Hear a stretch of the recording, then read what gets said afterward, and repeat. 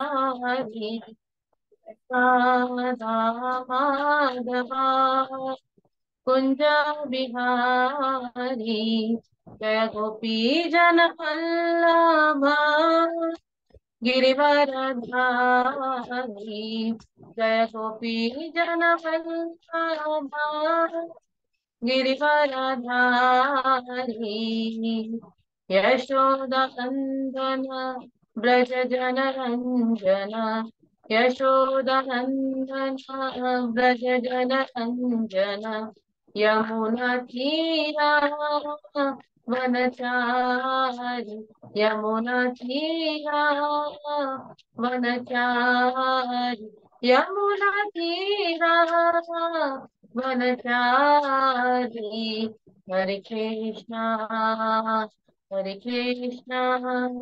कृष्ण कृष्ण हरे हरे हरे राम राम राम हरे हरे हरे कृष्णा कृष्ण कृष्ण हरे हरे हरे राम राम राम हरे हरे हरे कृष्णा कृष्ण कृष्ण हरे हरे हरे राम राम राम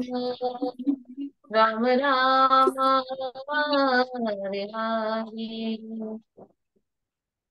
युग धर्म हरिनाम संकीर्तन यज्ञ की जय। आइए आशय पत्र का आरंभ करते हैं मंगलाचरण के द्वारा। अपने गुरुजनों से आशीर्वाद लेते हैं। ओम अज्ञानतिमिरन्धस्य ज्ञानाञ्जनशलाकया चक्षुरुन्मिलितं येन तस्मै श्रीगुरवे नमः।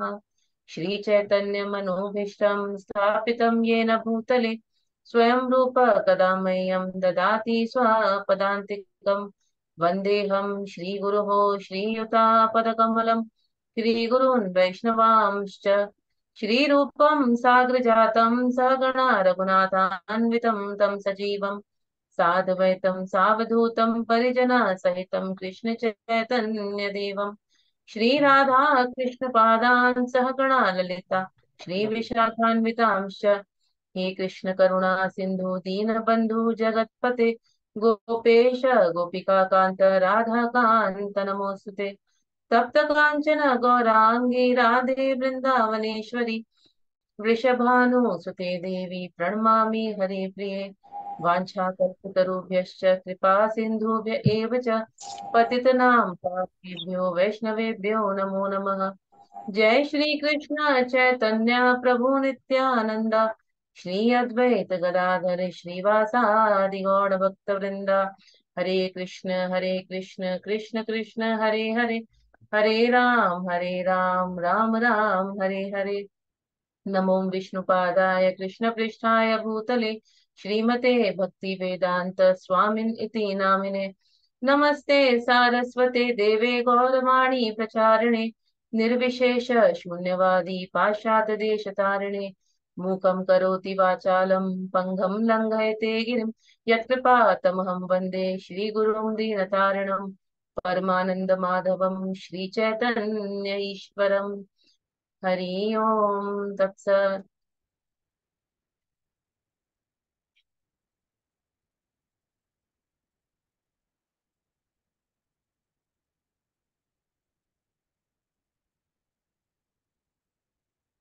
हरे कृष्ण। आप सभी भक्तों का स्वागत है आज के सत्र में। काफी भक्त पुराने मैंने देखे हैं और कुछ नए भक्त भी दिख रहे हैं मुझे। मैं आप सब लोगों से एक अनुरोध करूंगी कि आप सब लोग मुझे अपना अपना फोन नंबर मेरे मैसेज पर्सनल नंबर पे प्लीज फॉरवर्ड कीजिए, क्योंकि कई लोग किसी और नंबर से जुड़ते हैं और नाम कुछ और होता है। तो अभी मुझे थोड़ा सा अटेंडेंस का भी डिटेल रखना है अपने पास। तो आप सब लोग पर्सनली मुझे अपने अपने फोन नंबर प्लीज शेयर कीजिएगा मेरे नंबर पर, ताकि जो है रिकॉर्ड हम लोग मेंटेन कर सकें आप लोग की अटेंडेंस का। तो जैसे कि पिछले सत्र में हमने भगवत गीता की जो भूमिका है वो समाप्त की थी। काफी लंबा ये सत्र गया था, क्योंकि भूमिका जो है वो बहुत इंपॉर्टेंट होती है। यदि हम उसको ठीक से समझें तो मैक्सिमम भगवत गीता समझने का जो है वो बढ़ जाता है, उसकी कैपेसिटी बढ़ जाती है। तो आज हम अध्याय 1 शुरू करेंगे। अब ये जो अध्याय 1 है, इसको शुरू करने से पहले हम लोग मैं ये पूछना चाहूंगी कि आप में से किस किस के पास भगवत गीता है।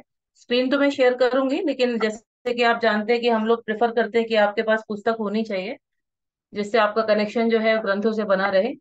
तो आप लोग हैंड रेस करके या अनम्यूट करके मुझे बताइए भगवत गीता किसके पास है, और वो लोग अपना फर्स्ट चैप्टर खोल के रखें। चित्रा मेरे माता जी आप। हाँ, है माता जी मेरे पास। जी धन्यवाद माता जी। अन्यों के पास यदि है तो प्लीज आप, श्रुति माता जी थैंक यू। आप लोग अपना अपना भगवत गीता प्लीज खोलिए, फर्स्ट चैप्टर खोलिए उसमें। बाकी स्क्रीन शेयर कर रही हूँ मैं, तो उसके साथ आप लोग उसमें से पढ़ सकते हैं, बट आप पुस्तक अगर अपने पास रखे तो उसका बेनिफिट अलग होता है। तो यहाँ जो अध्याय 1 है हम लोग शुरू करते हैं। तो जैसा कि आपको ये दिख रहा है कि कुरुक्षेत्र के युद्ध स्थल में सैन्य निरीक्षण। तो इस चैप्टर का, इस अध्याय का जो नाम है वो है सैन्य निरीक्षण। यानी कि युद्ध चल रहा है कुरुक्षेत्र में, शुरू होने वाला है। और उससे पहले युद्ध में जो है सैन्य निरीक्षण किया जाता है कि किस प्रकार से जो सेनाएं हैं वो आमने सामने हैं, और उनका बल देखा जाता है, कैसी उनकी स्ट्रैटेजी है। मतलब कि किस प्रकार से उनकी व्यू रचना या उनकी युद्ध रचना की गई है। तो उस हिसाब से उनका सैन्य निरीक्षण किया जाता है, और फिर अपनी जो है युद्ध नीति बनाई जाती है। तो ये उसके ऊपर जो है हमारा अभी चैप्टर होगा। तो देखिए, इस भगवत गीता में हमने जैसे कि समझा है हमेशा से कि भगवत गीता जो है अर्जुन को बोली गई भगवान कृष्ण द्वारा, इसी कुरुक्षेत्र के युद्ध स्थल में अर्जुन को भगवान कृष्ण ने गीता का उपदेश दिया। और उसका कारण ये था कि अर्जुन जो था भ्रम में था, अर्जुन को समझ में नहीं आ रहा था कि मैं युद्ध कैसे करूं, विपरीत स्थिति चल रही है। और उसके सारे अपने परिजन अपने सामने खड़े हुए हैं, तो उनके साथ वो कैसे युद्ध करे, तो ये परेशानी थी उस समय अर्जुन की। अब ये जो भगवत गीता जो बोली गई है, एक्चुअली इसके हीरो हैं तो भगवान कृष्ण, लेकिन उन्होंने अर्जुन को हीरो बनाया है। और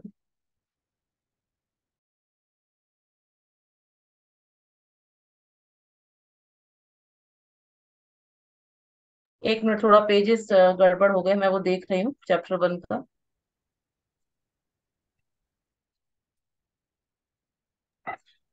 आपको मेरी स्क्रीन दिख रही है? सब लोगों को क्लियर है? आप लोग हैंड रेस करके अनम्यूट करके बता दीजिए मुझे। ठीक है माता जी, श्रुति माता जी थैंक यू सो मच। तो यहाँ पर हम लोग अभी भगवत गीता के जो है फर्स्ट चैप्टर के बारे में पढ़ रहे हैं कि कुरुक्षेत्र का जो युद्ध स्थल है, उधर का सैन्य निरीक्षण किया जा रहा है। यानी कि सेना का जो है उनका बल आंका जा रहा है, और देखा जा रहा है कि भाई सेना का अरेंजमेंट कैसे किया है, ताकि जो आमने सामने की जो पार्टीज हैं वो अपनी सेना का भी जो है युद्ध नीति बना सके। तो ये जो भगवत गीता है, ये इसका थोड़ा सा मैंने आपको ब्रीफ डिस्क्रिप्शन दिया कि कैसे ये अर्जुन को भगवान कृष्ण ने बोली, जब अर्जुन विपरीत परिस्थिति में थे। सब लोग प्लीज अनम्यूट करके रखें, मैं बीच बीच में डिस्टर्ब होंगी अगर मैं सबको म्यूट करने लगूंगी तो। Thank you so much. तो ये जो भगवत गीता है, ये एक्चुअली इसके हीरो जो हैं वैसे तो अर्जुन है, परंतु मेन हीरो कृष्ण है, लेकिन अर्जुन को माध्यम बनाया भगवान ने, क्योंकि अर्जुन भगवान के भक्त हैं। और भक्तों को भगवान बहुत अच्छे से उनका यश बढ़ाना जानते हैं। तो इसलिए भगवान ने अर्जुन को इस पूरे महाभारत का हीरो बनाया है। और यहाँ पर जो है ये श्लोक जो है भगवत गीता में कुल मिला के 700 श्लोक है, जैसा हम लोगों ने पहले भी सुना और समझा है। और इन श्लोकों को कई लोगों ने बोला है, इसके बहुत सारे पात्र हैं इसमें जो बीच बीच में आते हैं। तो इसका एक पात्र जो है वो कृष्ण भगवान है, दूसरे हैं अर्जुन जिनके बीच में ये वार्तालाप चल रही है, तीसरे हैं जो कवि दुर्योधन है, संजय है। संजय जो है वो भी एक बहुत मेन पात्र है इस भगवत गीता के जो है पूरे का, मतलब जो चल रहा है ये भगवत गीता का हमारा जो ग्रंथ है, इसके मेन पात्र संजय भी है। और सबसे मेन पात्र जो है वो है धृतराष्ट्र, जिनकी वजह से ये युद्ध हो रहा है और जो महाभारत का युद्ध चल रहा है। तो इस पूरे के पूरे 700 श्लोकों में इस ਉਹਦੇ ਕਰਕੇ धृतराष्ट्र ਸਾਰਾ ਕੁਛ ਹੋਇਆ ਅਗਰ ਉਹ ਆਪਦਾ ਉਹ ਰਾਜ ਹੀ ਨਹੀਂ ਸੀ ਹੱਕ ਨਹੀਂ ਸੀ ਦੇ नीला ਦਿੰਦਾ ਵਾਪਸ ਦਿੱਤੇ ਹੀ ਸੀ करके रखे। हरे कृष्णा। आप सब प्लीज ध्यान दें कि आपका जो है माइक म्यूट पे रहे, क्योंकि रिकॉर्डिंग में भी डिस्टरबेंस आता है फिर। जी। तो युद्ध स्थल में जो है सॉरी, मैं जो बोल रही थी धृतराष्ट्र, हाँ जी, धृतराष्ट्र जो इस महाभारत के जो जड़ थे, इस महाभारत के युद्ध के, इन्होंने एक ही एक जो है श्लोक बोला है इस पूरे भगवत गीता में, और वो है ये पहला श्लोक। तो हम पहला श्लोक पढ़ने जा रहे हैं। मैं श्लोक पढ़ूंगी और आप सब लोग पीछे से बोलिएगा। अनम्यूट करके रख सकते हैं। हम एक बार श्लोक को है एक साथ, मैं बोलूंगी, उसके बाद आप मेरे पीछे रिपीट कीजिए। धृतराष्ट्र उवाच धृतराष्ट्र उवाच। उवाच। धर्मक्षेत्रे कुरुक्षेत्रे धर्मक्षेत्रे कुरुक्षेत्रे समवेतायुयुत्सवः समवेतायुयुत्सवः मामकाः पाण्डवाश्चैव मामका पाण्डवाश्चैव किम् अकुर्वत सञ्जय। किम् अकुर्वत सञ्जय। अब आप सब म्यूट कर दीजिए, तो मैं इसको अब एक्सप्लेन करती हूँ कि ये जो पहला जो श्लोक है ये धृतराष्ट्र ने बोला है।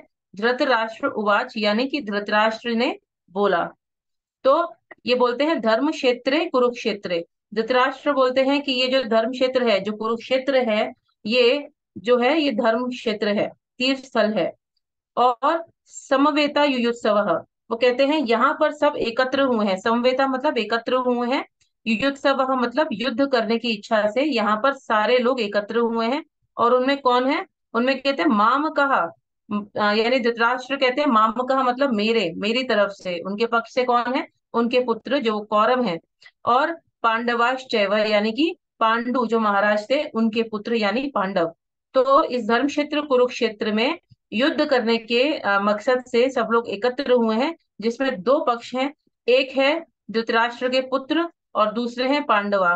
तो वो कहते हैं किम अकुर्वत संजय, वो लोग वहां क्या कर रहे हैं? यानी धृतराष्ट्र जो है वो पूछते हैं संजय से कि आप ये बताइए कि जो मेरे पुत्र और पांडवों के पुत्र हैं वो वहां पर धर्म क्षेत्र जो है कुरुक्षेत्र उधर कर क्या रहे हैं? ये प्रश्न जो है धृतराष्ट्र करते हैं संजय से। अब संजय जो है उनका एक छोटा सा मैं आपको इंट्रोडक्शन दे देती हूँ। संजय जो थे वो धृतराष्ट्र के सारथी थे। एक तरीके से सारथी भी थे, असिस्टेंट भी बोल सकते हैं उनको, वो और भी कार्यों में उनकी सहायता करते थे। और साथ ही साथ वो व्यास देव के शिष्य भी थे संजय। तो व्यास देव के शिष्य थे। और जब ये युद्ध हो रहा था तो उस समय जब शुरुआत नहीं हुई थी इस युद्ध की, उस समय व्यास देव जी धृतराष्ट्र को समझाने आए थे कि आपके पास अभी भी समय है, आप इस युद्ध को रोक सकते हैं, क्योंकि इस युद्ध का जो नतीजा है वो आपका पूरा जो वंश है उसका सर्वनाश हो जाएगा। लेकिन धृतराष्ट्र नहीं माने। तब संजय को व्यास देव ने दिव्य दृष्टि दी। दिव्य दृष्टि मतलब कि आप यहीं कोई भी व्यक्ति कहीं भी बैठे हुए कितनी भी दूरी तक देख सकता है, कितने भी लोगों तक वो देख सकता है। तो ये दिव्य दृष्टि होती है। तो जब व्यासदेव ने दिव्य दृष्टि दी संजय को, तो उन्हें बोला, पहले उन्होंने धृतराष्ट्र को बोला कि मैं तुम्हें दिव्य दृष्टि देता हूँ। लेकिन धृतराष्ट्र ने स्वीकार नहीं किया, क्योंकि धृतराष्ट्र को जानता था कि हार तो होनी ही है, यहाँ भगवान है और यहाँ हम लोग हैं, तो हार तो निश्चित है। अब क्योंकि मैंने पूरा जीवन मेरे पुत्रों को नहीं देखा, तो अब मैं इनका वध होते हुए कैसे देखूं? तो ये उसको अंदर से ये पता था। तो उसने इसीलिए मना कर दिया कि मैं दिव्य दृष्टि अभी नहीं लेना चाहता। जब मैंने अपने पुत्रों का बचपन ही नहीं देखा तो अब उनकी मृत्यु देख के क्या करूंगा? ये विचार उस समय धृतराष्ट्र के मन में थे। तो इसीलिए व्यासदेव ने वो दिव्य दृष्टि संजय को दी। और संजय जो थे उन्होंने जो है धृतराष्ट्र को लाइव टेलीकास्ट पूरा युद्ध का दिखाया, बताया। उस समय वो देखते जा रहे थे और सारा का सारा जो वर्णन है वो धृतराष्ट्र को देते जा रहे थे कि युद्ध में हो क्या रहा है। तो ये प्रश्न जो है संजय से धृतराष्ट्र ने किया। अब ये क्यों किया, इसके पीछे भी कारण है। इसके पीछे जो है धृतराष्ट्र के चार कारण थे कि धृतराष्ट्र ने ये प्रश्न संजय से क्यों किया। तो इसका सबसे पहले हम लोग पढ़ेंगे जो अनुवाद है वो पढ़ना है हमको। कौन पढ़ेगा? आप लोग हैंड रेस करके बताइए। मैं बीच बीच में सबको बोलते जाऊंगी, कोई ना कोई एक जो है डिप्टी पढ़ते जाएं। किशोर प्रभु आप पढ़ना चाहते हैं क्या? ओके, वीना सोनी माता जी आप पढ़िए। हरे कृष्णा माता जी। हरे कृष्णा माता जी पढ़िए। यहाँ से पढ़ना धृतराष्ट्र ने कहा। पांच से गीता के चालू हो रहे 8 श्लोक हुई है एक क्लास में। धृतराष्ट्र ने कहा, हे संजय, धर्म भूमि कुरुक्षेत्र में युद्ध की इच्छा से एकत्र हुए मेरे तथा पांडु के पुत्रों ने क्या किया। तात्पर्य: भगवत गीता एक बहुपठित आस्तिक विज्ञान है जो गीता महात्म्य में सारे रूप में दिया हुआ है। इसमें उल्लेख है कि मनुष्य को माता जी चाहिए एक कि वह। माता जी एक मिनट, आप यहाँ से ना पढ़ के आप ये दूसरा जो है ना पैराग्राफ, महाभारत में वर्णित धृतराष्ट्र तथा संजय, ये पढ़िए आप। यस बात है। महाभारत में वर्णित धृतराष्ट्र तथा संजय की वार्ताएं इस महान दर्शन के मूल सिद्धांत का कार्य करती हैं। माना जाता है कि इस दर्शन की प्रस्तुति कुरुक्षेत्र के युद्ध स्थल में हुई, जो वैदिक युग से पवित्र तीर्थ स्थल रहा है। इसका प्रवचन भगवान द्वारा मानव जाति के पथ प्रदर्शन हेतु तब किया गया जब वे इस लोक में स्वयं उपस्थित थे। धर्म क्षेत्र शब्द सार्थक है, क्योंकि कुरुक्षेत्र के युद्ध स्थल में अर्जुन के पक्ष में श्री भगवान स्वयं उपस्थित थे। कौरवों का पिता धृतराष्ट्र अपने पुत्रों की विजय की संभावना के विषय में अत्यधिक संदिग्ध था। अतः यही इसी। रोकिए माता जी, मैं बीच बीच में रोकूंगी ताकि हम एक्सप्लेन भी करते जाएं और पढ़ते भी जाएं। देखिए, पहला प्रश्न जो धृतराष्ट्र ने किया था वो ये किया था कि जो मेरे पुत्र हैं और पांडव हैं वो क्या कर रहे हैं। तो धृतराष्ट्र ने ये प्रश्न इसलिए किया था क्योंकि पहला जो संशय था धृतराष्ट्र को वो ये था कि धृतराष्ट्र ये चाहते थे कि उनके पुत्र जो है वो युद्ध जीत जाएं और उनको सारा राज्य मिल जाए, क्योंकि धृतराष्ट्र जो थे वो अधर्म की ओर थे और वो अधर्म से जो है इस पूरे युद्ध को जीतना चाहते थे। तो धृतराष्ट्र ने पहला ये प्रश्न इसलिए संजय से किया। अब दूसरा प्रश्न क्या किया धृतराष्ट्र ने कि उनको ये शंका थी कि उनके पुत्र विजयी होंगे कि नहीं। और ये शंका इसलिए थी धृतराष्ट्र को क्योंकि धृतराष्ट्र ये जानते थे कि ये धर्म क्षेत्र है, जैसा कि उन्होंने पहले ही इस श्लोक में बोला है, धर्म क्षेत्र कुरुक्षेत्र। कुरुक्षेत्र एक धर्म स्थल है और वो सिर्फ महाभारत के टाइम से नहीं है, वो इससे भी पहले से ही धर्म के लिए बहुत प्रसिद्ध रहा है। तो बहुत पवित्र स्थल है कुरुक्षेत्र, कोई ऐसी छोटी मोटी जगह नहीं है। तो धृतराष्ट्र ने ये मन में शंका जताई कि क्या मेरे पुत्र विजयी होंगे, क्योंकि उनको ये लगा कि जो धर्म क्षेत्र है कुरुक्षेत्र, उसका प्रभाव जो है वो धर्मी लोगों पर अधिक पड़ेगा। और धर्म की ओर कौन थे? पांडव। अधर्म की ओर कौन थे? कौरव। पांडव और कौरव दो ग्रुप थे, जिसको हमने शुरू में भी बताया है। जब मैंने भगवत गीता की क्लासेस स्टार्ट करी थी तो पहले यही भूमिका मैंने बताई थी कि युद्ध कैसे हुआ था महाभारत का शुरू। अब उस डिटेल पे हम नहीं जाएंगे, लगभग सबको पता ही होगा। तो अब ये दो ग्रुप्स थे, तो इन दो ग्रुप्स में से कौरव और पांडवों में से जो ज्यादा वो थे धर्म की तरफ, ज्यादा धर्मी मतलब पूरे तरीके से धर्मी थे, वो थे पांडव।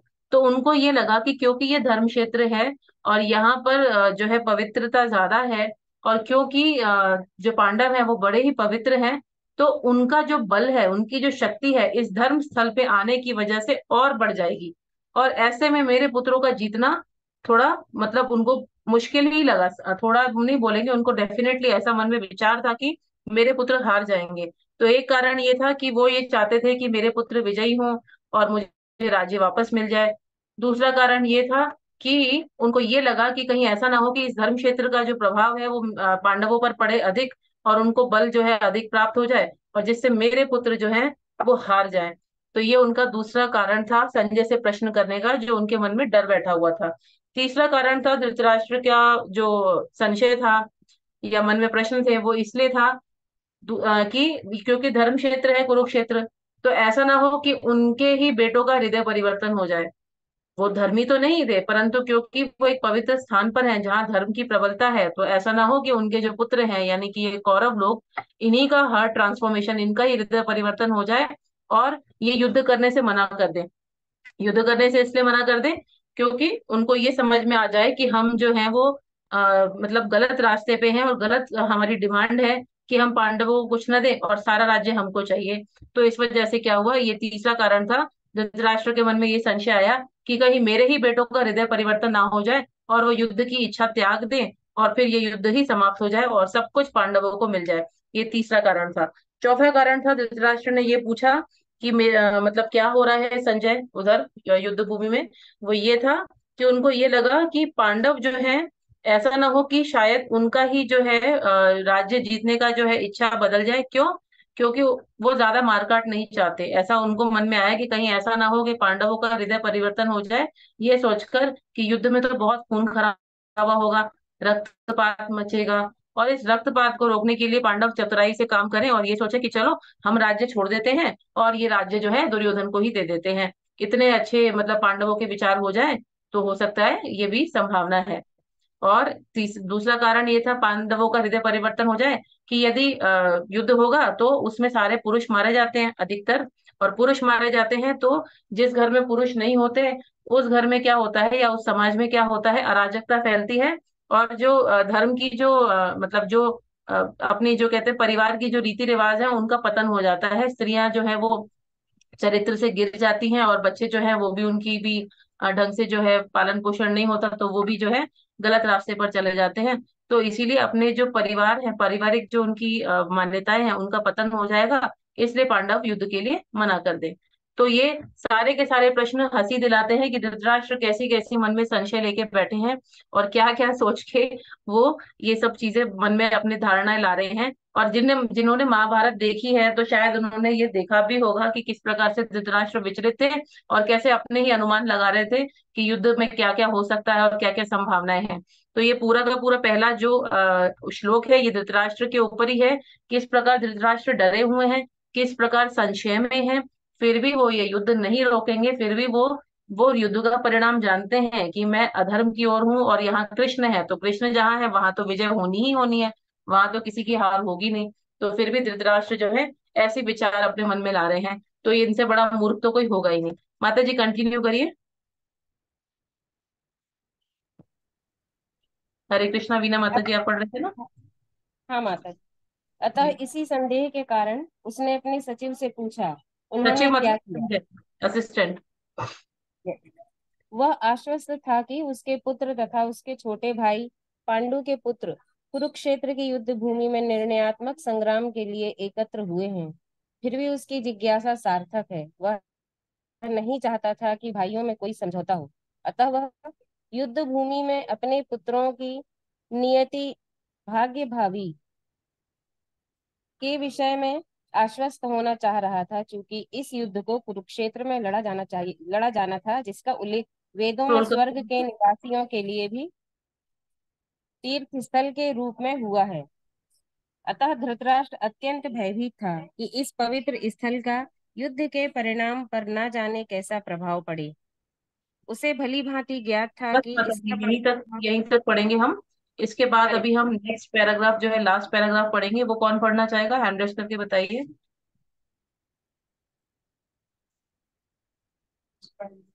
नेक्स्ट कौन पढ़ना चाहेगा? मैं पढ़ूं माता जी?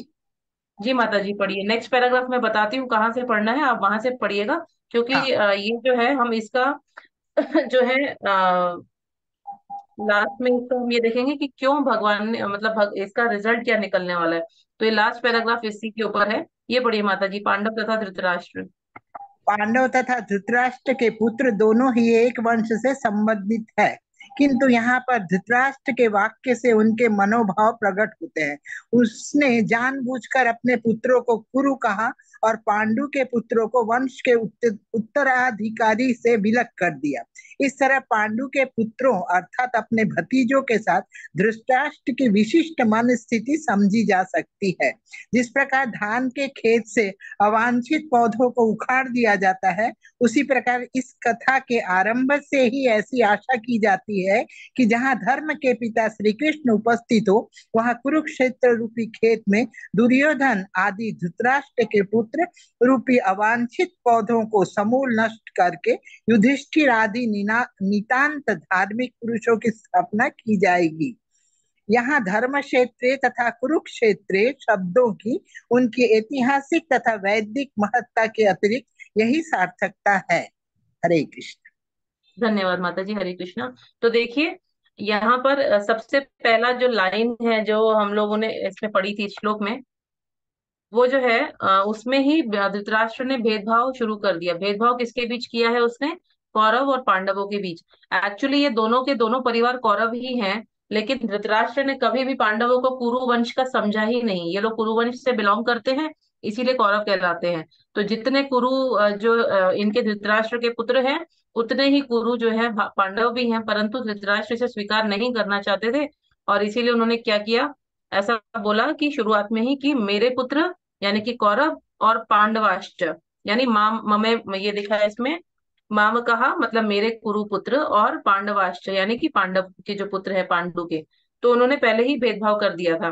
और ये गलत है, ये ऐसा नहीं करना चाहिए था, क्योंकि धृतराष्ट्र जो थे वो अपने परिवार के ज्येष्ठ थे, बड़े थे। और उस समय पे जो जो बड़े थे, आज तो कोई भी मतलब मैंने हम लोग देखते ही हैं समाज में, कहीं भी कोई ना तो रिचुअल्स है, ना कोई मर्यादा है।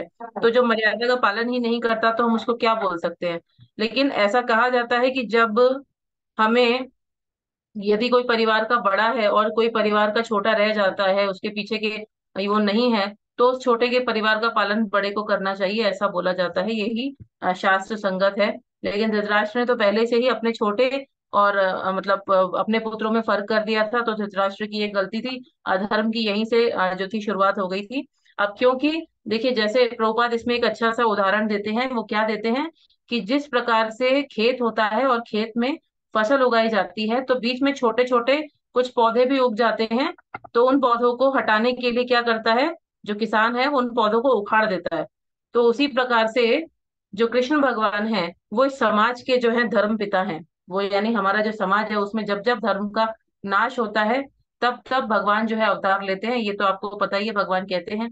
तो यहाँ पे हमारे जो समाज के जो धर्म पिता है वो कृष्ण है। और कृष्ण जो है वो भी जो अपने खेत हैं, उनके खेत में पांडव जो है वो अच्छी फसल है। और जो इधर उधर उगाए जो गलत पौधे हैं, वो कौरव हैं। तो उनको उखाड़ने के लिए इस युद्ध का उन्होंने जो है जो है वो शुरुआत करी है। तो कृष्ण भगवान जो है वो, उनका पूरा पूरा महाभारत का युद्ध करने का यही जो है कारण है कि वो जितने भी अधर्मी हैं उन सबको इस युद्ध में उनका विनाश करेंगे, जिसमें कौरव भी आ जाते हैं। और कौरव सेना को सपोर्ट करने वाले यानी उनका साथ देने वाले वो भी आ जाते हैं। तो ये यहाँ पर हमने पहला श्लोक पूरा किया। अब इस पहले श्लोक से हमको शिक्षा क्या मिलती है? शिक्षा ये मिलती है कि कभी भी जो व्यक्ति भेदभाव करता है, समाज में ऐसा ही है, छोटे और बड़े दोनों ही आजकल जो है करप्ट हो गए। करप्ट मतलब कि दोनों ही खराब हो चुके हैं। न छोटों को लिहाज है और न बड़ों को मर्यादा है, न छोटों को मर्यादा है। तो इस प्रकार से समाज का पतन तो हो ही चुका है। जबकि जहां समाज का पतन होगा तो इस तरह की परेशानियां आएंगी ही आएंगी। अब धृतराष्ट्र का जो एग्जाम्पल है उसमें हम देख ही रहे हैं कि किस प्रकार धृतराष्ट्र ने शुरू से ही भेदभाव किया अपने पुत्रों में और पांडु के पुत्रों में।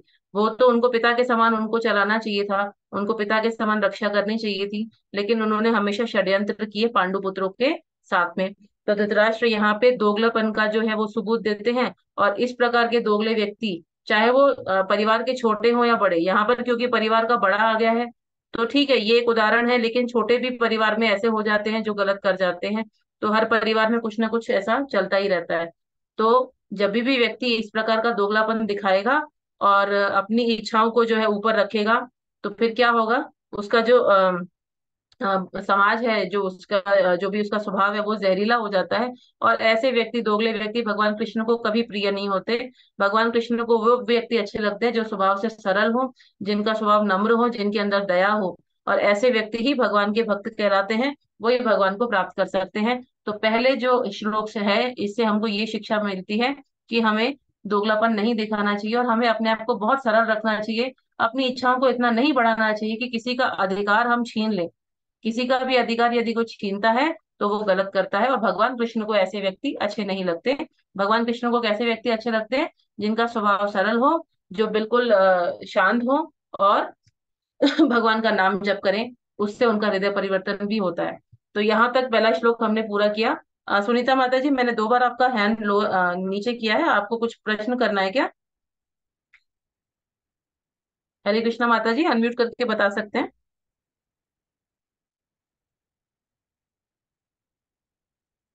ठीक है, कोई बात नहीं, शायद माता जी का गलती से बार बार हैंड रेज हो रहा है, मैं वापस लोअर कर देती हूँ। ठीक है, हम आगे चलते हैं अपना जो है श्लोक संख्या 2 पर। तो देखिए, आप लोग अनम्यूट करिए, मैं श्लोक पढ़ती हूँ, पीछे आप रिपीट कीजिए मेरे साथ। संजय उवाच संजय सञ्जय उवाच उवाच दृष्ट्वा तु पाण्डवानीकम् दृष्ट्वा तु पाण्डवानीकम् व्यूढम् दुर्योधनस्तदा व्यूढम् दुर्योधनस्तदा आचार्यम् उपसंगम्य आचार्यम् उपसंगम्य राजा वचनमब्रवीत्। राजा वचनम् अब्रवीत्। Thank you so much. अब आप सब लोग म्यूट कर लीजिए प्लीज। देखिए अब इसका जो है, यहाँ पर संजय बोलता है, संजय उवाच मतलब संजय ने कहा। संजय ने क्या बोला? संजय ने कहा कि दृष्ट्वा तू पांडवानीकम, तो उसने बोला कि पांडवों की सेना को देखा। पांडवों की सेना को कौन देख रहा है? दुर्योधन देख रहा है। तो पांडवों की सेना को देख के, दृष्टवा मतलब देखना, और पांडवानीकम मतलब पांडवों की सेना को, व्यूढ़म दुर्योधन सदा, व्यूढ़म मतलब कि पांडवों की जो सेना थी उनकी व्यू रचना को देखकर दुर्योधन जो है वो जाता है, किसके पास जाता है? अपने आचार्य यानी कि अपने गुरु के पास। और उसके गुरु कौन है? गुरु द्रोणाचार्य जो है वो दुर्योधन के गुरु हैं। और उसने इस प्रकार से अपने गुरु से आगे जाके आग्रह किया, मतलब बोला। तो यहाँ पे एक बात जानने की है, जो हम यहाँ पे वर्ड मीनिंग में देखते हैं कि दुर्योधन को राजा संबोधित किया है। हालांकि दुर्योधन राजा नहीं है। दुर्योधन कौन है? दुर्योधन तो अभी तक युवराज है, वो राजा बना नहीं है। जब युद्ध ही नहीं जीता तो राजा कहाँ से बन गया? तो उसको राजा क्यों संबोधित किया है दुर्योधन को, ये हम समझेंगे। लेकिन इससे पहले मैं चाहूंगी कोई भी एक भक्त रीडिंग करें इसकी ट्रांसलेशन की। तो आप में से कोई भी एक भक्त हैंड रेस करें या अनम्यूट करें और प्लीज रीडिंग करें। आई थिंक पहले श्रुति माता जी ने बोला था। हाँ माता जी बोलिए, पढ़िए आप। हरे कृष्ण माता जी। हरे कृष्ण माता जी। धृतराष्ट्र जन्म से अंधा था। दुर्भाग्यवश वह आध्यात्मिक दृष्टि से भी वंचित था। वह यह भी जानता था कि उसी के समान उसके पुत्र भी धर्म के मामले में अंधे हैं, और उसे विश्वास था कि वे पांडवों के साथ कभी भी समझौता नहीं कर पाएंगे, क्योंकि पांचों पांडव जन्म से ही पवित्र थे। फिर भी उसे तीर्थ स्थान के प्रभाव के विषय में संदेह था। इसलिए संजय युद्ध भूमि की स्थिति के विषय में उसके प्रश्न के मंतव्य को समझ गया। अतः वह निराश राजा को प्रोत्साहित करना चाह रहा था। उसने उसे विश्वास दिलाया कि उसके पुत्र पवित्र स्थान के प्रभाव में आकर किसी प्रकार का समझौता करने नहीं जा रहे हैं। उसने राजा को बताया कि उसका पुत्र दुर्योधन पांडवों की सेना को देखकर तुरंत अपने सेनापति द्रोणाचार्य को वास्तविक स्थिति से अवगत कराने गया। यद्यपि दुर्योधन को राजा कहकर संबोधित किया गया है, तो भी स्थिति की गंभीरता के कारण उसे सेनापति के पास जाना पड़ा। अतएव दुर्योधन राजनीतिज्ञ बनने के लिए सर्वथा उपयुक्त था। किंतु जब उसने पांडवों की व्यूह रचना देखी तो उसका यह कूटनीतिक व्यवहार उसके भय को छिपा न पाया। धन्यवाद माता जी। देखिए यहाँ पर क्लियर बोला गया है कि दुर्योधन जो है वो पांडवों की व्यू रचना देखकर घबरा गया था। एक्चुअली वो डर गया था। और अपने डर को छुपाने के लिए उसने क्या किया? द्रोणाचार्य का सहारा लिया, द्रोणाचार्य के पास गया। अब यहाँ पर एक बात जानने योग्य है कि यहाँ पर दुर्योधन को राजा संबोधित किया है। तो राजा संबोधित के पीछे राजा संबोधित करने के पीछे ये है उसका उत्तर कि दुर्योधन जो था वो राजनीति और कूटनीति में बड़ा कुशल था। ये बात बिल्कुल सत्य है कि उसको राजनीति बड़ी अच्छी आती थी। तो उसने ये देखा कि अब इस समय जो है पांडवों की सेना है भारी हमारे ऊपर, उसको मन में ये बात तो आ गई थी और डर भी रहा था। तो अब मैं क्या करूं और किस प्रकार से मैं जो है मतलब अपना जो है बचाव करूं। इसीलिए वो सीधा गया द्रोणाचार्य के पास, क्योंकि वो एक कूटनीतिक राजा था, कूटनीतिक व्यक्ति था। तो उसको पता था कि किस समय किसके पास जाना है मुझे। तो उसने और किसी के पास ना जाके वो सीधे अपने सेना के सेनापति द्रोणाचार्य जी के पास गया, जो उसके गुरु भी थे। और एक्चुअली वो उनको बोलने गया था, ऑर्डर करने गया था एक्चुअली में, अगर देखें। और वो किस प्रकार से बात करता है ये आगे श्लोकों में हम देखेंगे। लेकिन उसने ऐसा जो है ढोंग किया कि जैसे कि वो उनको आग्रह करने गया है और उनको सम्मान देने गया, उनको प्रणाम करने गया। जैसे युद्ध शुरू करते हैं तो उससे पहले, या फिर कोई भी अच्छा कार्य करते हैं तो हम बड़ों को सम्मान देते हैं, बड़ों का आशीर्वाद प्राप्त करते हैं। तो उसी प्रकार से दुर्योधन ने भी ये ढोंग रचा कि मैं तो अपने गुरु को सम्मान देने, उनको प्रणाम करने आया हूँ। परंतु वो आया इसलिए था कि वो द्रोणाचार्य जी हैं उनसे कुछ ऐसे शब्द कहे जिससे कि द्रोणाचार्य को जो है अंदर से क्रोध आए, उनका क्रोध बढ़े, और दुर्योधन की जो युद्ध जीतने की संभावना है वो कुछ बढ़ जाए। तो अब हम तीसरे वाले श्लोक में देखते हैं। तीसरा श्लोक क्या है? तीसरा श्लोक है, आप सब लोग अनम्यूट करें तो मेरे साथ में पीछे पीछे बोलेंगे। पश्येतां पांडु पुत्राणाम पश्यतां पांडुपुत्राणाम् आचार्य आचार्य महतीं चमूं आचार्य महतीं व्यूढां द्रुपदपुत्रेण व्यूढामुत्पन्नस्त्रेण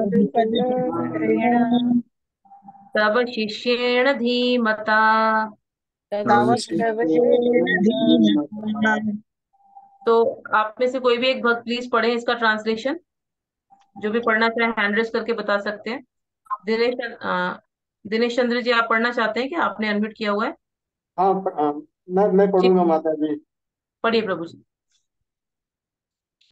हे आचार्य, पांडुपुत्रों की विशाल सेना को देखें, जिसे आपके बुद्धिमान शिष्य द्रुपद के पुत्र ने इतने कौशल से व्यवस्थित किया है। तात्पर्य: परम राजनीतिज्ञ दुर्योधन महान ब्राह्मण सेनापति द्रोणाचार्य के दोषों को इंगित करना चाहता था। अर्जुन की पत्नी द्रौपदी के पिता राजा द्रुपद के साथ द्रोणाचार्य का कुछ राजनीतिक झगड़ा था। इस झगड़े के फलस्वरूप द्रुपद ने एक महान यज्ञ संपन्न किया, जिससे उसे एक ऐसा पुत्र प्राप्त होने का वरदान मिला जो द्रोणाचार्य का वध कर सके। द्रोणाचार्य इसे भलीभांति जानता था, किंतु जब द्रुपद का पुत्र धृष्टद्युम्न युद्ध शिक्षा के लिए उसको सौंपा गया, तो द्रोणाचार्य को उसे अपने सारे सैनिक रहस्य प्रदान करने में कोई झिझक नहीं हुई। अब धृष्टद्युम्न कुरुक्षेत्र की युद्ध भूमि में पांडवों का पक्ष ले रहा था, और उसने द्रोणाचार्य से जो कला सीखी थी, उसी के आधार पर उसने यह व्यूह रचना की थी। दुर्योधन ने द्रोणाचार्य की इस दुर्बलता की ओर इंगित किया, जिससे वह युद्ध में सजग रहे और समझौता न करे। इसके द्वारा वह द्रोणाचार्य को यह भी बताना चाह रहा था कि कहीं वह अपने प्रिय शिष्य पांडवों के प्रति युद्ध की उदारता न दिखा बैठे। विशेष रूप में अर्जुन उसका अत्यंत प्रिय एवं तेजस्वी शिष्य था। दुर्योधन ने यह भी चेतावनी दी कि युद्ध में इस प्रकार की उदारता से हार हो सकती है। धन्यवाद प्रभु जी। हरे कृष्णा। हरे तो कृष्णा। देखिए, यहाँ पर समझने योग्य बात यह है कि जो दुर्योधन है वो इतना कूटनीतिक था, इतना चालाक था वो, कि वो पहले तो ढोंग करके द्रोणाचार्य जी के पास जाता है, ये जताने कि मैं आपका सम्मान करने आया हूँ। वहीं अब उसने तीसरे श्लोक में अपनी मन की बात कहना आरंभ कर दिया, जिसको बड़े ही डिप्लोमेटिक यानी कूटनीतिक वे में उन्होंने जो है द्रोणाचार्य के आगे प्रस्तुत किया। और वो क्या था? क्योंकि देखिए, द्रोणाचार्य जो थे वो सभी के ही गुरु थे, जितने भी यहाँ पे कौरव हैं या पांडव हैं, तो उन सबके गुरु थे द्रोणाचार्य। और उन सब में सबसे प्रिय जो थे द्रोणाचार्य को, वो थे पांडव, और उनमें भी सबसे प्रिय थे अर्जुन। ये सभी जानते हैं कि अर्जुन द्रोणाचार्य के प्रिय शिष्य थे। अब क्योंकि वो प्रिय शिष्य हैं, तो हो सकता है कि उनका प्रेम जो है वो युद्ध भूमि के समय पे दिख जाए, और द्रोणाचार्य जो है वो अर्जुन के ऊपर कुछ भी मतलब उससे युद्ध ना करें। और ऐसे में तो उनके हारने की संभावना बन जाएगी कौरवों की। तो ये बात जो है दुर्योधन के मन में खटक रही थी। तो उन्होंने क्या किया? अब क्योंकि उनको ये लगा कि मैं सीधे सीधे अगर बोलूंगा तो द्रोणाचार्य जी को पसंद नहीं आएगी ये बात, तो उन्होंने क्या किया? यहीं पर पांडवों की सेना में धृष्टद्युम्न भी थे। धृष्टद्युम्न जो थे वो एक्चुअली में पांडवों के साले थे, और उनका रिश्ता था पांडवों से कि वो उनके साले थे, यानी द्रौपदी के भाई थे। अब यहाँ पर एक छोटी सी कथा आती है जो मैं आपको बताती हूँ कि किस प्रकार से जो है द्रौपदी का जो पिता थे यानी राजा द्रुपद और द्रोणाचार्य, उनकी ये कथा आती है। तो देखिए, द्रुपद जो राजा थे और द्रोणाचार्य जो थे, वो दोनों गुरु भाई थे, यानी कि एक ही आश्रम में उनकी शिक्षा हो रही थी। जब वो छोटे थे तो मित्र थे आपस में। और ऐसी हंसी मजाक में, हंसी हंसी में द्रुपद ने ये बोल दिया द्रोणाचार्य को कि जब हम बड़े होंगे और मेरे पिता मुझे राज्य देंगे ना, तो आधा राज्य मैं तुम्हें दूंगा, क्योंकि तुम मेरे मित्र हो।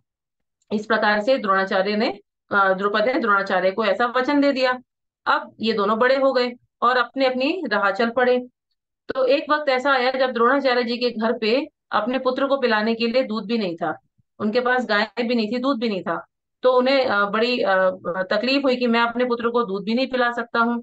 तो उनके मन में ऐसे आशा आई और ऐसा विचार आया कि मेरा मित्र जो द्रुपद है वो तो राजा है अब तो, और वो जो है उसने मुझे वचन दिया था ऐसे ही बचपन में कि वो मुझे आधा राज्य देगा। मुझे आधा राज्य नहीं चाहिए उससे, परंतु एक गाय तो मैं उससे मांग ही सकता हूँ। तो द्रोणाचार्य जो थे ऐसी आशा लेके अपने मित्र के पास गए मित्रता दिखाने। और द्रोणाचार्य ने अपने मित्र को बोला कि एक गाय की वो आशा करते हैं उनसे। लेकिन वही द्रुपद ने उनका जो है अपमान कर दिया और ये बोला कि मित्रता केवल बराबर वालों में होती है, तुम मेरे बराबर के नहीं हो। मेरे बराबर के तब होगे जब तुम मेरे बराबर के राजा बनोगे।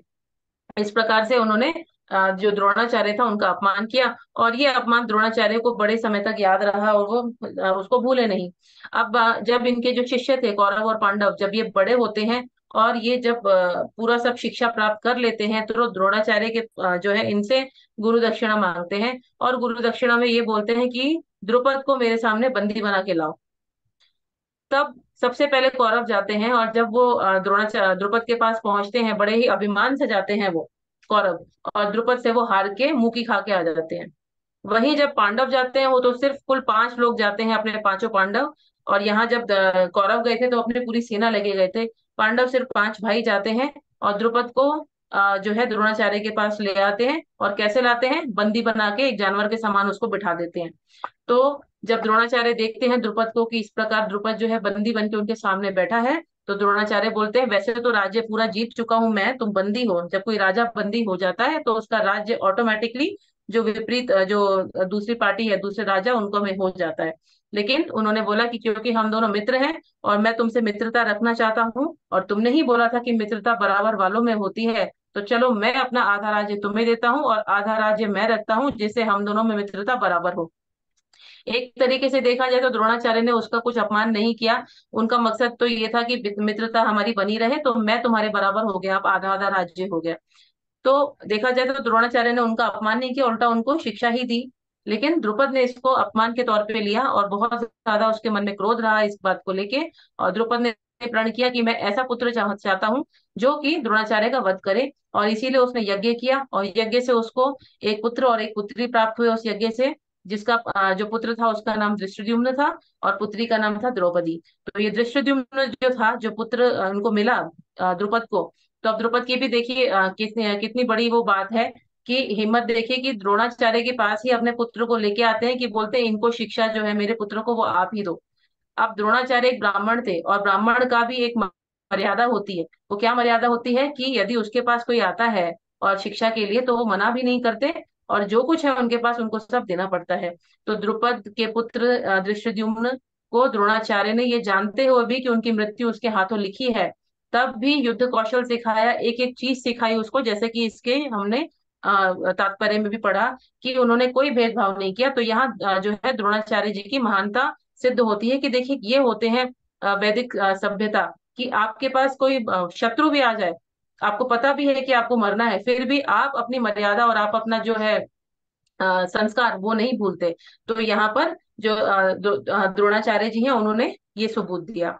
अब क्योंकि ये सारी कथा जो है दुर्योधन जानता था कि द्रोणाचार्य की मृत्यु जो है धृष्टद्युम्न के हाथों है, तो उन्होंने क्या किया, दुर्योधन ने बड़ी चतुराई से, ये नहीं बोला पांडवों की ओर इशारा करके, उसने सीधा बोला कि ये जो है खड़ा हुआ, ये धृष्टद्युम्न, ये जो द्रुपद का पुत्र है, आप जानते हो कि ये जो है आपने इसको युद्ध की सारी नीति सिखाई है, सब कुछ जानता है, गलती कर दी आपने। वो ऐसे इशारों में उनको बताना चाह रहा था कि आपने गलती ऑलरेडी कर दी है, कि आपने हर एक युद्ध का कौशल उसको सिखा दिया। अब आगे इसको मतलब इसके ऊपर या पांडवों पर दया न दिखाएं और युद्ध ठीक से करें।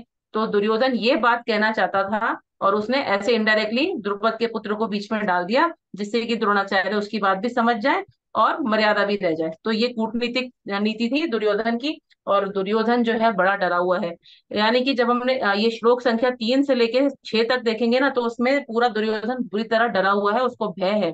और भय इसलिए क्योंकि वो भगवान का भक्त नहीं है। तो इन श्लोकों से हम ये शिक्षा प्राप्त करते हैं कि जिनको भी निर्भय होना है, अभय प्राप्त करना है, उन्हें भगवान का भक्त होना चाहिए। तो उनको तो भगवान जो है वैसे ही अभय प्रदान कर देते हैं। आगे का श्लोक संख्या 4 हम पढ़ेंगे। आप सब लोग अनम्यूट करके मेरे पीछे पीछे बोलिएगा। अत्र शूरा महेश्वासा अत्र शूर भीमार्जुन समायुधि भीमा युयोधानो विराटश्च द्रुपदश्च महारथः। महारथा। धन्यवाद आप सभी का। आप लोग प्लीज म्यूट कर दीजिए। अच्छा, आप थोड़ा समय का ध्यान रखते हुए इसका मैं जो है पढ़ देती हूँ, साथ ही साथ एक्सप्लेनेशन भी करती हूँ। इस सेना में भीम तथा अर्जुन के समान युद्ध करने वाले अनेक वीर धनुर्धर हैं, यथा महारथी, युयुधान, विराट तथा द्रुपद। अब देखिए यहाँ बोलते हैं अत्र शूरा महेश्वासा। अत्र मतलब यहाँ, शूरा मतलब एक से एक शूरवीर, और महेश्वासा मतलब कि यहाँ पे महान धनुर्धर है, जैसे कि भीमार्जुन, भीम अर्जुन, और साथ ही साथ युयुधान। युयुधान जो है उनका एक नाम सात्यकी भी है, याद रखिएगा, युयुधान को सात्यकी भी कहते हैं, जो भगवान कृष्ण की टीम से थे। और विराट जो है, विराट के राजा हैं, द्रुपद हैं, ये सब एक से एक महारथी हैं। तो ये सारे महारथियों के नाम जो है वो गिनवा रहा है। कौन गिनवा रहा है? दुर्योधन। किसको गिनवा रहा है? द्रोणाचार्य जी को। और इसमें सबसे पहले जो है सारे महारथियों में दुर्योधन ने जो है भीम का नाम लिया, और उसके बाद अर्जुन का। तो दुर्योधन को सबसे ज्यादा खतरा भीम से था, और आप सब में काफी लोग जानते भी होंगे कि खतरा क्यों था भीम से। कौन बताना चाहेगा? मुझे फटाफट से हैंड रेस करके बताइए, दुर्योधन को भीम से खतरा क्यों था। कोई भी एक भक्त मुझे बताएं जिनको भी पता हो। ठीक है। क्योंकि माता जी भीम ने प्रतिज्ञा ली थी कि वो कौरवों के सारे 100 पुत्रों को मारेंगे। जी, very good, very good, thank you प्रभु। भीम ने सबसे पहले प्रतिज्ञा ली थी एक, कि वो कौरव के सारे पुत्रों को, 100 के 100 पुत्र हैं धृतराष्ट्र के, उनको वही मारेंगे। दूसरा कारण ये था कि भीम ने ये प्रतिज्ञा ली थी कि मैं दुर्योधन की जंघा तोड़ूंगा, क्योंकि उन्होंने भरी सभा में द्रौपदी को अपनी जंघा जो है वो खोल कर वहां बैठने को आमंत्रित किया था। तो उसी समय दुर्योधन ने ये भीम ने प्रण लिया था कि मैं इसकी जंघा तोड़ूंगा।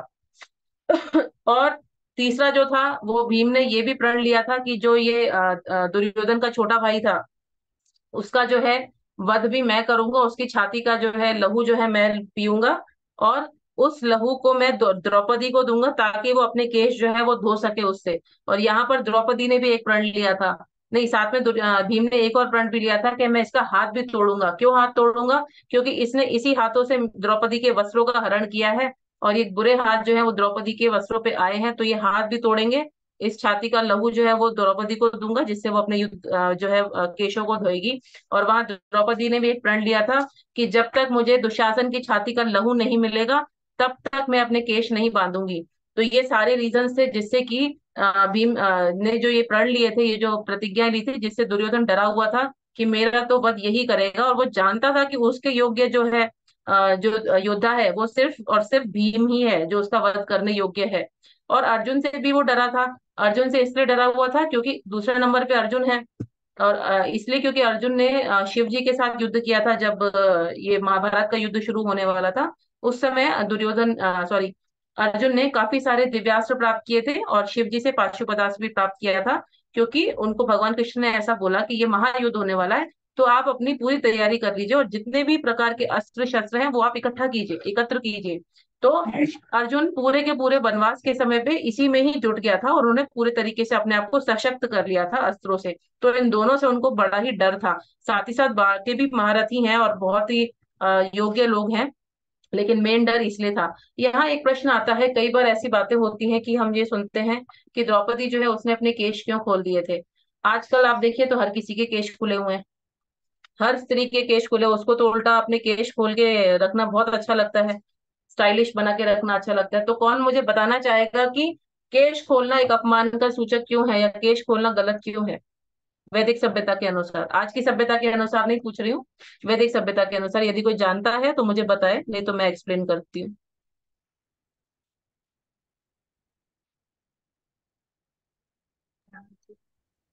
हरे कृष्ण माता जी। हरे कृष्णा माता जी, बताइए श्रुति माता जी। अ, वैदिक सभ्यता में ये मान्यता थी कि जो भी विवाहित स्त्री है उसे अपने केशों को बांधना, जैसे बांध करके रखना, ये एक श्रृंगार का पार्ट था एक्चुअली। तो अच्छा, अ, और माता अगर जी। हेलो। जी जी माता जी, बोलिए। हाँ, तो जब द्रौपदी का जब अपमान होता है सभा में, तो उस समय द्रौपदी ये प्रण लेती है कि अब मैं अपने बालों को खुला ही रखूंगी, मतलब बांधूंगी नहीं। देखिए, आज मैं आपको बताती हूँ कि बाल खोलना अपशगुन का सूचक माना जाता है, और ये सत्य है, जिसको आजकल की स्त्रियां नहीं मानती क्योंकि मॉडर्न कल्चर ऐसा हो चुका है जो वेस्टर्न कल्चर से प्रभावित है। विदेशी सभ्यता हमारे ऊपर हावी हो चुकी है, जिससे हम अपनी सभ्यता भूल चुके हैं।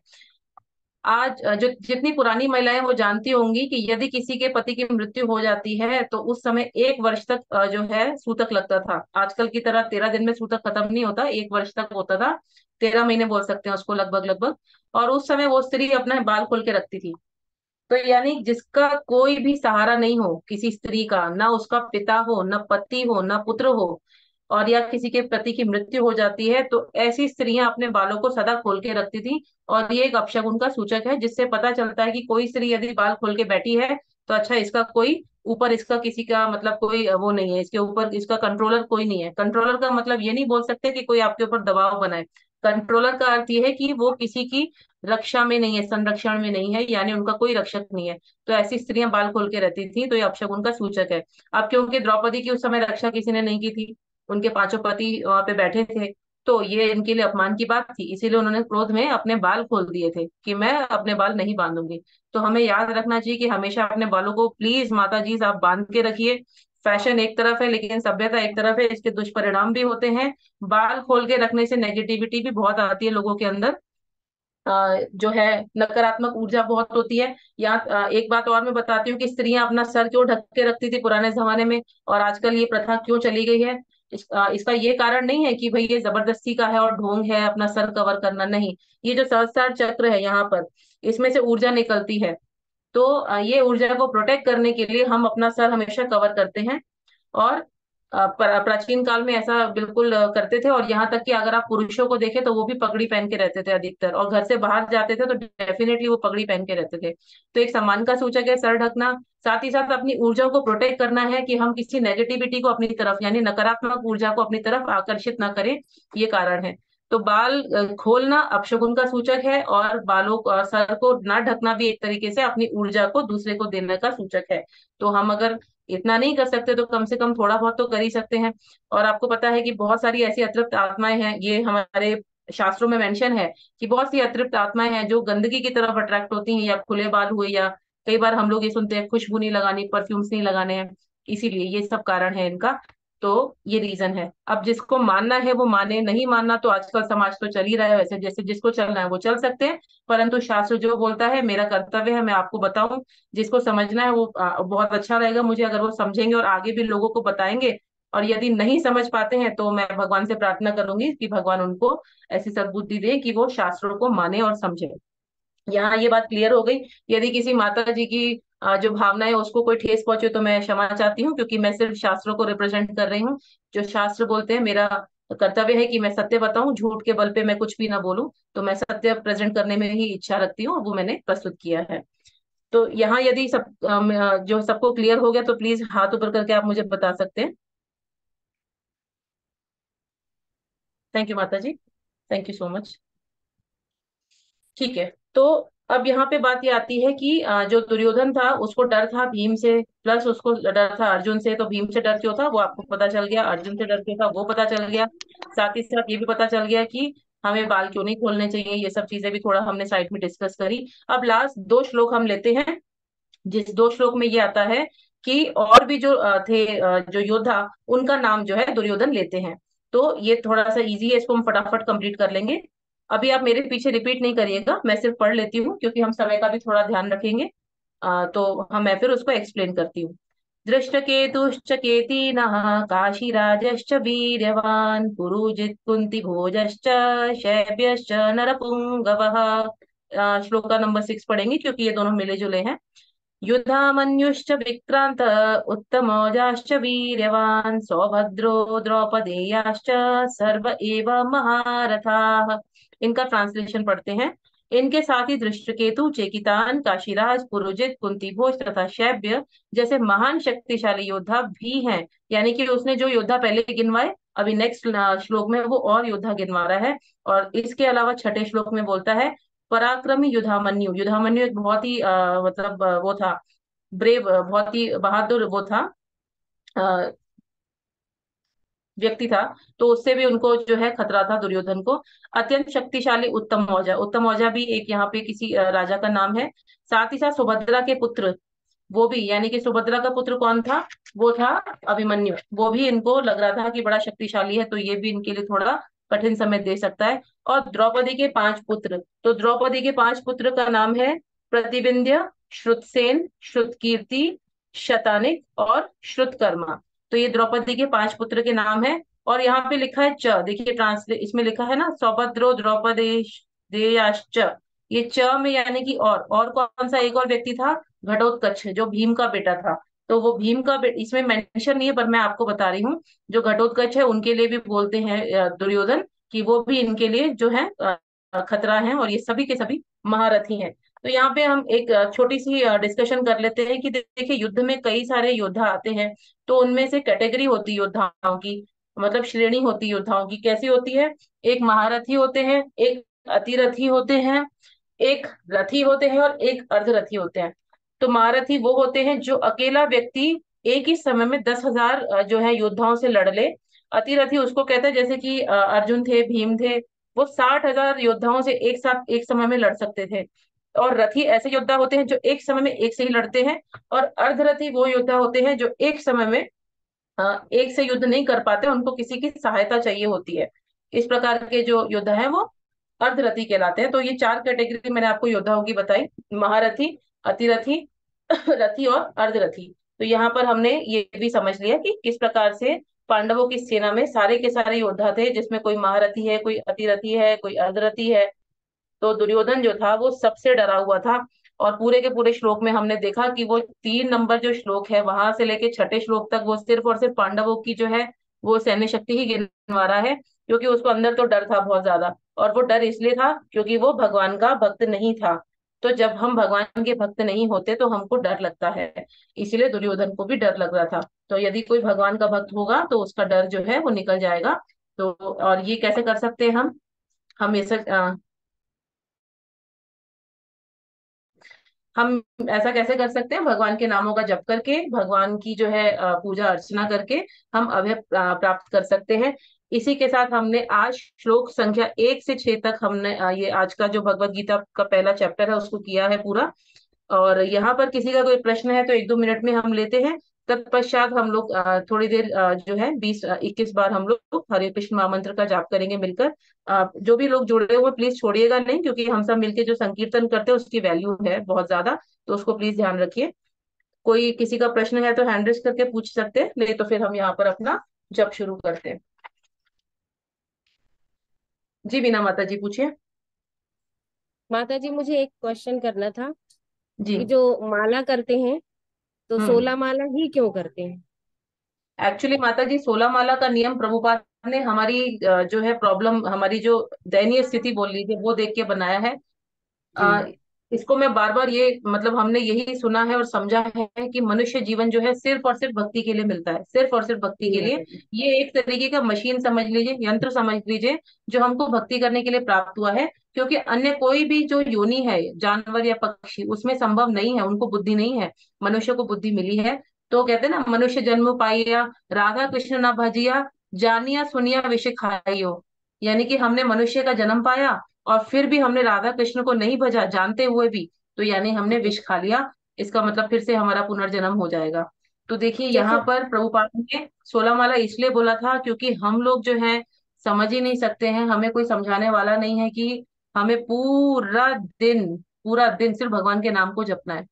अब ये जी माता पॉसिबल नहीं है हमारे लिए, क्योंकि हम ऐसी कल्चर से आए ही नहीं है। ऐसे जी। कल्चर से जो है बहुत लोग नहीं आते हैं, सिर्फ हमारी बात नहीं है।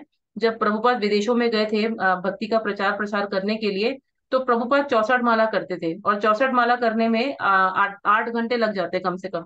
तो रात को 12 बजे वो शुरू करते थे और इस प्रकार उनकी 64 माला पूरी होती थी। पूरा जी दिन माता जी। प्रभुपाद जो भगवत गीता भागवतम इसका ही पठन पाठन लेखन यही करते रहते थे।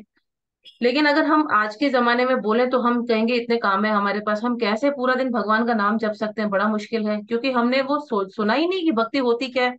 अभी भी कितने लोग हैं जो सेशन में आ रहे हैं, या हम भी देख लीजिए कितने लोग सेशन से जुड़े हैं, पर क्या हम सीरियस हो रहे हैं? नहीं हो रहे हैं। अभी 1 घंटे का सेशन होगा, उसके बाद हम लोग फटाफट माया में उलझ जाएंगे। 1 घंटा थोड़ा सा हमारी आंखें खुलेंगी, फिर ये 23 घंटा हमने वेस्ट कर दिए। हम लोग सब यही करते हैं। तो प्रभुपाद ने जब ये दयनीय स्थिति देखी तो कि 64 माला नहीं कर सकते जो विदेशी हैं, तो उन्होंने 64 से 32 बोला। तो विदेशियों ने, जो उनके विदेशी भक्त थे, उन्होंने बोला प्रभुपाद 32 भी नहीं हो पाएगा। तब प्रभुपाद ने ये 16 माला का चलन किया। एक्चुअली हम देखें तो हमें पूरा दिन, पूरा जीवन सिर्फ भगवान के नामों का उच्चारण करना चाहिए, परंतु हम बाकी भौतिक समस्याओं में उलझे हैं, भौतिक इच्छाएं हैं हमारी, तो हम पूरा दिन तो दे नहीं सकते, तो 64 माला भी नहीं कर सकते, 32 माला भी नहीं कर सकते, तो इसीलिए प्रभुपाद ने उसको घटा घटा के 16 कर दिया है। तो माता जी माता जी, आपको। यदि किसी कारणवश जैसे हम 16 माला करते हैं डेली, किसी हाँ, कारणवश कभी यदि समय नहीं रहा, कुछ काम आ गया और यदि कुछ कम माला हुई, तो ये क्या नियम टूट जाता है? नियम वैसे टूटता तो है, लेकिन ऐसी विपरीत परिस्थिति आती भी है तो माता जी ऐसा बोलते हैं जितने राउंड पेंडिंग हो वो नेक्स्ट डे आप पूरे कर लीजिए, 16 प्लस जितने आपके बाकी बचे हैं ना राउंड, वो हमें कर लेने चाहिए अगले दिन। तो अच्छा, वैसे एक तो माला साथ नहीं बैठ छूटनी चाहिए। जी माता जी, एक साथ बैठ के जैसे 16 माला करते हैं, और यदि हम्म। समय नहीं है और किसी कारणवश कम माला हुई, तो उन माला को शाम को दोपहर में ऐसा पूरा कर सकते हैं? हाँ देखिए, करने को आप अब ये फ्रीडम है हमारे पास, कर सकते हैं, लेकिन अगर आप नोटिस करेंगे ना माता जी, तो सुबह का समय अति उत्तम होता है। लोग करते हैं माला, रात तक भी करते हैं अपनी माला पूरी। पर अगर कोशिश करें ना माता जी, तो हमें सुबह कर लेना चाहिए। हाँ, अगर ऐसी समस्या है बहुत ज्यादा, कभी काम आ जाता है, हो जाता है ऐसा, तब फिर हम उसको रात तक भी पूरा कर सकते हैं। लेकिन जो रुचि है ना नाम जप में, वो सुबह को आती है, और जिसने सुबह माला जपी होगी तो जी उसका माता। आप क्वालिटी देखिएगा, क्वालिटी बहुत अलग ही होती है उसकी। जो हम रात को या दिन को जपते हैं ना, तो वो माला जो है उसमें हमारी रुचि नहीं होती, और इधर उधर के ध्यान, और इधर बहुत सारे फिर कहते हैं ना रजोगुण हो जाता है दिन में शुरू, रात में जी माता। तमोगुण। आप देखिएगा आपको अलग अलग ध्यान आएगा, ये काम रह गया, वो काम रह गया, तो वो ऐसे विचार हमारे दूषित ही होते रहते हैं। हाँ, माला जी जपना माता। तो माता जी थोड़ा मुश्किल होता है, हमें इसको थोड़ा सही से ही करना चाहिए, इसीलिए जी सुबह का माता। समय बोला जाता है।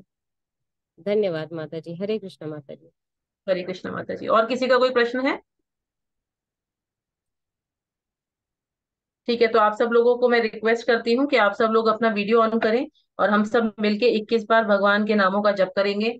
देखिए, हम सब ये जो कथा सुनते हैं ना आज, जितने भी लोग अपने घर में ये जो गीता का आज जिन्होंने सेशन अटेंड किया है, तो ये जो मेरी आवाज मेरी नहीं, एक्चुअली भगवान की कृपा से जो ये चल रहा है, वो ध्वनि आपके घर में जो गूंज रही है ना, ये सत्संग ही है। इसको समझिए कि आपने अपने घर में गीता का एक तरीके से सत्संग ही ऑर्गेनाइज कर लिया है, तो वो सबको सुनाई पड़ रहा है, और आपके आसपास के भी लोग उसको सुन रहे हैं, तो वो भी लाभान्वित हो रहे हैं। तो हम अपने घर में भी इससे भी, इन ऐसे जो भी हम वीडियोस या ऑडियो सुनते हैं, तो उससे भी नेगेटिविटी घर की हटती है। तो कोशिश करके आप अपने घर में भगवान के नामों का उच्चारण जरूर कीजिए, और इस प्रकार के सत्संग भी चला के रखा कीजिए। हम फिजिकली नहीं जा सकते, तो एटलीस्ट ऑडियो के माध्यम से तो हम कनेक्ट हो ही सकते हैं। तो चलिए, अब सब लोग हाथ जोड़ के आंखें बंद करके हम लोग 21 बार हरे कृष्ण महामंत्र जपेंगे। अगली बार संभव हुआ तो हम एक माला शुरू कर देंगे अगले सेशन से, समय के थोड़ा सा ध्यान रखते हुए। नमो विष्णुपादाय नमो कृष्ण पादाय कृष्ण पृष्ठाय भूतले कृष्ण विष्ठाय भूतले श्रीमते भक्ति वेदांत श्रीमते श्रीमती भक्ति भक्ति वेदांता वेदांत स्वामिन इति नामिने। स्वामी नाम। नमस्ते सरस्वते देवे नमस्ते सरस्वती देवी गौरवाणी प्रचारिणे गौरवाणी प्रचारिणे निर्विशेष शून्यवादी निर्विशेष शून्यवादी पाश्चात्य देश तारिणे। शतदेश धारिणे। जय श्री कृष्ण चैतन्य जय जय श्री श्री कृष्ण कृष्ण चैतन्य चैतन्य प्रभु नित्यानंदा प्रभु प्रभु नित्यानंद नित्यानंद श्री अद्वैत गदाधर श्री श्री अद्वैत अद्वैत गदाधर श्रीवास आदि गौड़ भक्त वृंदा। श्रीवासादि गौर भक्तवृंदा। हम मिलके जप करेंगे, हरे कृष्ण कृष्ण कृष्ण हरे हरे हरे, हरे राम राम राम हरे हरे, हरे हरे कृष्ण हरे कृष्ण कृष्ण हरे हरे, हरे राम राम राम। राम राम राम राम हरे हरे राम हरे। हरे हरे कृष्ण हरे कृष्ण हरे कृष्ण कृष्ण हरे हरे हरे, राम राम राम राम हरे हरे। राम हरे राम। हरे कृष्ण कृष्ण हरे कृष्ण कृष्ण हरे हरे कृष्ण हरे राम राम हरे हरे हरे। कृष्ण हरे कृष्ण कृष्ण हरे हरे हरे, राम हरे हरे। हरे हरे कृष्ण कृष्ण कृष्ण हरे हरे, हरे राम राम हरे राम हरे हरे। राम। हरे हरे कृष्ण हरे हरे कृष्ण हरे हरे हरे राम हरे हरे हरे राम राम हरे राम राम राम हरे हरे हरे हरे कृष्ण कृष्ण कृष्ण हरे हरे हरे हरे राम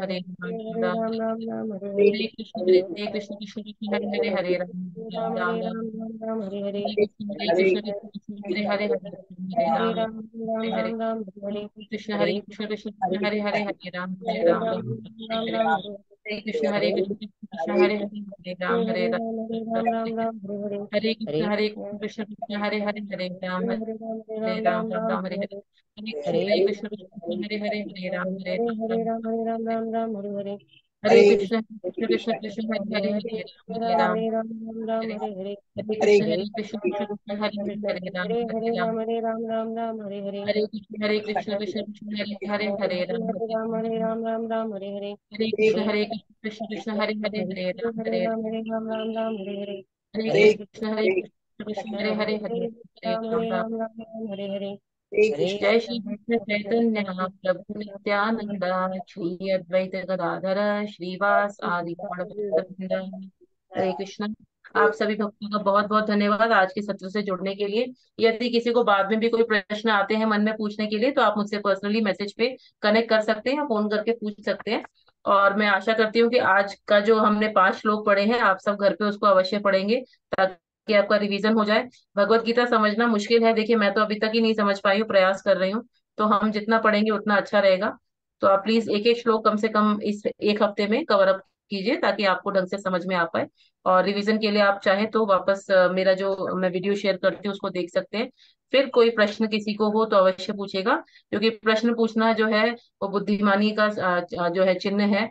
वो बताता है कि आप इसके ऊपर मनन कर रहे हैं, सोच रहे हैं, तो उतनी ही आपकी इंटेलिजेंस बढ़ती है। तो आप सब कीजिएगा। और इसी के साथ हम आज के सत्र को समाप्त करते हैं। अगले सप्ताह फिर से शुक्रवार को आपसे भेंट होगी। यदि कोई मुझसे भूल या अपराध हुआ हो तो उसके लिए क्षमा कीजिएगा। श्रील प्रभुपाद की जय, गुरु महाराज की जय। वांछाकल्पतरुभ्यश्च कृपा सिंधुभ्य एव च पतितनां पावनेभ्यो वैष्णवेभ्यो नमो नमः। अनंत कोटि वैष्णव वृंद की जय। आप सब भक्तों की जय जयकार हो। धन्यवाद। हरे कृष्णा।